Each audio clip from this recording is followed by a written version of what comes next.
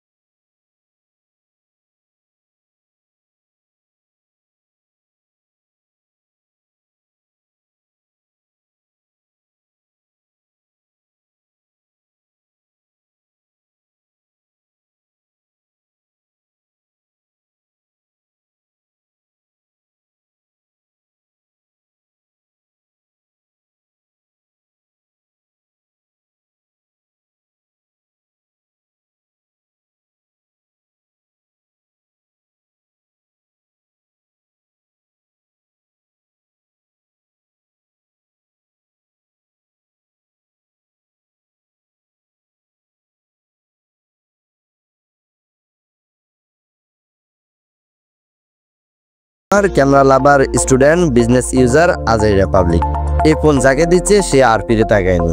এখন যদি ভাবেন Redmi 13 Pro আপনার জন্য না, তাহলে শুধু একটা প্রশ্ন, একটা ফোন যখন রাজা হয় তখন আপনি প্রজায় থাকতে চাইবেন। সাবস্ক্রাইব করে পাশে থাকুন, কারণ এমন ফোন রিভিউ পাবেন যা শুধু দেখার না, অনুভব করার। আর হ্যাঁ, 30,000 টাকার মধ্যে সেরা ক্যামেরা ফোন কোনটা জানতে চান, তাহলে পরের ভিডিওতে দেখা হচ্ছে। অন্তত 30,000 টাকার মধ্যে DSLR ক্যামেরাকে মার খায় এমন ফোন খুঁজে বের করেছি আমরা। নিচে কমেন্ট করে জানান আপনি কোন ফোনের রিভিউ দেখতে চান।